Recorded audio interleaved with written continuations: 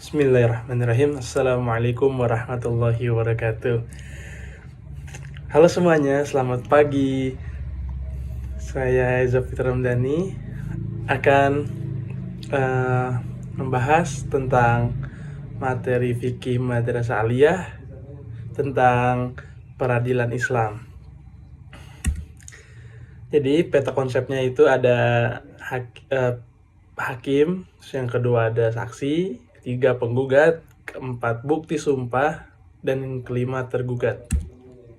Nah, jadi di dalam peradilan dalam Islam, yaitu peradilan dalam membahas fikih, diistilahkan dengan qadha. Istilah tersebut memiliki arti memutuskan, menyempurnakan, menetapkan. Adapun secara makna terminologi peradilan. Nah, peradilan adalah suatu lembaga pemerintah atau negara yang ditugaskan untuk menyelesaikan atau menetapkan keputusan perkara dengan adil berdasarkan hukum yang berlaku. Orang yang bertugas mengadili perkara tersebut disebut dengan qadhi atau hakim. Dengan demikian, hukum yang dijadikan dasar peradilan Islam adalah hukum Islam.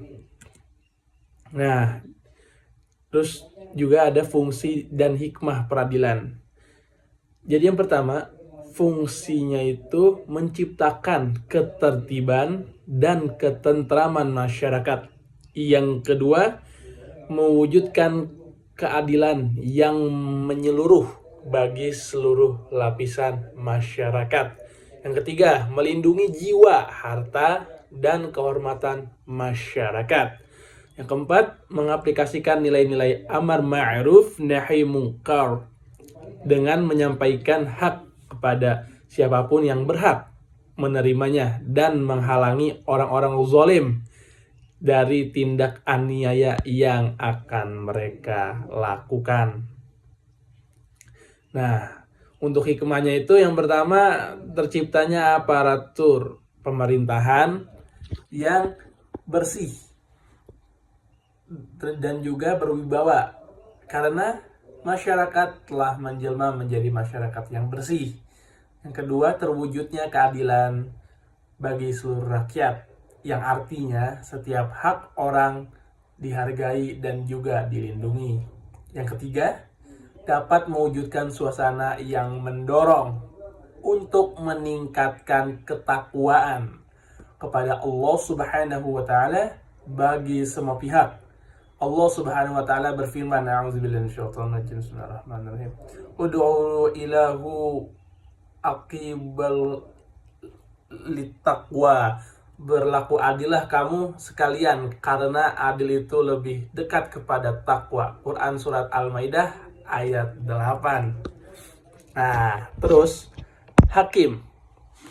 Hakim adalah orang yang diangkat pemerintah untuk menyelesaikan sebuah persengketaan dan memutuskan hukum suatu perkara dengan adil. Dengan kata lain, hakim adalah orang yang bertugas untuk mengadili. Ia mempunyai kedudukan yang sangat terhormat dan juga tinggi selama ia berlaku adil sebagai hakim. Syarat-syaratnya yaitu yang pertama, syarat-syarat hakim itu yang pertama beragama Islam.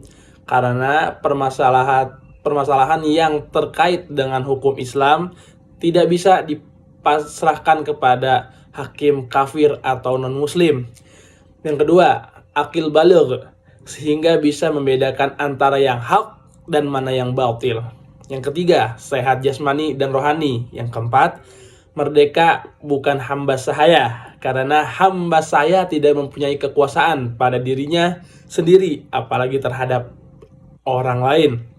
Yang kelima, berlaku adil sesuai dengan prinsip-prinsip keadilan dan juga kebenaran. Yang keenam, laki-laki. Yang ketujuh, memahami hukum dalam Al-Quran dan hadis. Yang kedelapan, memahami ijma' ulama serta perbedaan tradisi umat. Yang kesembilan, memahami bahasa Arab dengan baik dan benar, karena berbagai perangkat yang dibutuhkan untuk memutuskan hukum mayoritas berbahasa Arab. Yang ke-10, mampu berijtihad dan menguasai metode ijtihad karena tak diperbolehkan baginya taklid. Yang 11, seorang hakim harus dapat mendengarkan dengan baik karena seseorang yang tuli tidak bisa mendengarkan perkataan atau pengaduan dua belah pihak yang bersengketa. Yang ke-12, seorang hakim harus dapat melihat karena orang yang buta tidak bisa mendeteksi siapa yang berdakwa dan siapa yang terdakwa. Yang ke-13, seorang hakim harus mengenal baca dan tulis. Yang ke-14, seorang hakim harus memiliki ingatan yang sangat amat kuat dan dapat berbicara dengan jelas lantang. Karena orang yang bisu tidak mungkin menerangkan keputusan, dan seandainya pun menggunakan bahasa isyarat, tidak semua orang bisa memahami bahasa isyaratnya. Macam-macam dari hakim. Ada 3 macam jenis hakim. Yang pertama itu 1 di surga dan 2 di neraka. Hakim yang mengetahui kebenaran dan menetapkan hukum berdasarkan kebenaran itu, maka ia masuk ke surga. Hakim yang mengetahui kebenaran dan menetapkan hukum bertentangan dengan kebenaran, ia akan masuk dalam neraka. Dan hakim yang menetapkan hukum dengan kebodohannya, maka ia juga masuk ke neraka. Hadis riwayat Abu Daud dan lainnya. Tata cara menentukan hukuman, mendakwa menyampaikan tuduhan hingga selesai, dan terdakwa mendengarkan. Setelah itu hakim tidak boleh mengajukan pertanyaan. Hakim harus mengecek bukti-bukti atas tuduhan tersebut. Jika terdakwa menolak dakwaan yang ditunjukkan kepadanya, maka ia harus bersumpah bahwa dakwaan tersebut itu adalah salah. Jika pendakwa menunjukkan bukti-bukti yang benar, maka hakim baru memutuskan sesuai dengan tuduhan. Meskipun terdakwa menolak dakwaan tersebut, sebaliknya jika terdakwa mampu mematahkan bukti-bukti pendakwa dan menegaskan bahwa bukti-bukti itu adalah salah, maka hakim harus menerimanya sumpah terdakwa dan membenarkannya. Kedudukan hakim wanita. Di dalam mazhab Imam Maliki, Imam Syafi'i, dan Imam Hambali tidak memperbolehkan pengangkatan hakim wanita. Sedangkan Imam Hanafi memperbolehkan pengangkatan hakim wanita untuk menyelesaikan segala urusan, kecuali urusan had dan qisas. Bahkan Ibnu Jarir At-Tabari memperbolehkan penanganan hakim wanita untuk segala urusan seperti halnya hakim pria. Menurut beliau, ketika wanita diperbolehkan memberikan fatwa dalam segala macam hal, maka ia juga mendapatkan keleluasaan untuk menjadi hakim dan memutuskan perkara apapun. Saksi. Nah, saksi adalah orang yang diperlukan pengadilan untuk memberikan keterangan dan yang berkaitan dengan suatu perkara demi tegaknya hukum dan tercapainya keadilan dalam pengadilan. Pada dasarnya, saksi dihadirkan agar proses penetapan hukum dapat berjalan dengan maksimal. Saksi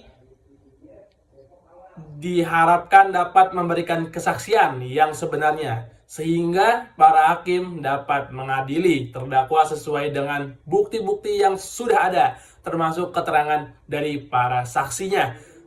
Sampai titik ini kita bisa memahami bahwa saksi juga merupakan salah satu alat bukti di samping bukti-bukti yang lainnya. Nah, ini ada syarat saksi. Yang pertama Islam, yang kedua sudah dewasa atau baligh sehingga dapat membedakan antara yang haq dan mana yang batil. Yang ketiga berakal sehat, yang keempat merdeka atau bukan seorang hamba sahaya atau budak. Yang kelima adil. Nah, untuk saksi ditolak, yang pertama saksi yang tidak adil, yang kedua saksi seorang musuh kepada musuhnya, yang ketiga saksi seorang ayah kepada anaknya, yang keempat saksi seorang anak kepada ayahnya, yang kelima saksi orang yang menumpang di rumah terdakwa, penggugat dan bukti. Nah, ini ada penggugat. Penggugat dalam mengajukan gugatan harus dapat membuktikan kebenarannya, gugatan-gugatannya, dengan menyertakan bukti-bukti yang akurat, saksi-saksi yang adil, atau dengan melakukan sumpah dapat diucapkan dengan kalimat semisal, apabila gugatan saya ini tidak benar, maka Allah Subhanahu wa taala akan melaknat saya. Ketiga hal tersebut mempertanyakan bukti-bukti yang akurat, saksi-saksi yang adil, dan sumpah merupakan syarat diajukannya sebuah gugatan. Nah, ini ada bukti atau bayyinah. Seorang bukti atau bayyinah adalah segala sesuatu yang ditunjukkan oleh penggugat untuk memperkuat kebenaran dakwaannya. Bukti-bukti tersebut dapat berupa surat-surat resmi, dokumen, barang-barang yang lain yang dapat memperjelas masalah terhadap terdakwa. Rasulullah Shallallahu Alaihi Wasallam bersabda dari Jabir bahwasannya ada dua orang yang bersengketa tentang seekor unta betina. Masing-masing orang diantaranya keduanya mengatakan, peranakan unta ini milikku, dan ia mengajukan bukti. Maka Rasulullah SAW bahwa unta ini miliknya. Ya, terdakwa tidak hadir di dalam persidangan. Terdakwa yang tidak hadir di dalam persidangan harus terlebih dahulu dicari tahu sebab ketidakhadirannya. Menurut Imam Abu Hanifah, terdakwa orang yang tidak ada atau yang tidak dapat hadir dalam persidangan diperbolehkan tergugat dan sumpah. Ya, yang pertama tergugat. Tergugat adalah orang yang terkena gugatan dari sang penggugat, disebut tergugat. Tergugat juga bisa membela diri dengan membantah kebenaran gugatan-gugatan tersebut melalui dua cara. Yang pertama ada cara menunjukkan bukti-bukti gugatan. Yang kedua bersumpah terhadap gugatan. Nah, tujuan dari sumpah ini adalah tujuan sumpah yang kedua inilah yang dilakukan di dalam pengadilan. Sumpah tergugat adalah sumpah yang dilakukan pihak tergugat dalam rangka mempertahankan diri dari tuduhan sang penggugat. Yang ketiga, syarat orang yang bersumpah. Nah, orang yang bersumpah harus memenuhi 3 syarat berikut. Yang pertama, ia mukallaf. Yang kedua, didorong oleh kemauan diri sendiri tanpa ada paksaan dan juga siapapun. Yang ketiga, disengaja bukan karena terlanjur dan lain-lain. Lafaz bersumpah. Rasulullah SAW pernah bersumpah dengan menggunakan lafaz wallahi sebagaimana dijelaskan di dalam riwayat berikut. Demi Allah Subhanahu wa taala, sesungguhnya aku akan memerangi kaum Quraisy. Kalimat ini beliau ulangi 3 kali dari hadis Abu Daud. Sumpah, pelanggaran sumpah. Jika pelanggaran sumpah masih juga tidak mampu membayar kafarah dengan melakukan salah satu 3 dari hal di atas, maka ia diperintahkan untuk berpuasa selama 3 hari. Sebagaimana hal ini Allah Subhanahu wa taala jelaskan dalam firman-Nya, maka kafarat melanggar sumpah itu ialah memberi makan 10 orang miskin, yaitu makanan yang biasa kamu berikan kepada keluargamu, atau memberi pakaian kepada mereka, atau memerdekakan budak. Barang siapa yang tidak sanggup melakukan yang demikian, maka kafaratnya adalah puasa selama 3 hari. Quran Surat Al-Ma'idah ayat 89. Dan sekian, terima kasih atas presentasi materi yang sudah saya berikan kepada kalian semua. Terima kasih, kurang lebihnya mohon maaf. Fastabiqul khairat. Wassalamualaikum warahmatullahi wabarakatuh.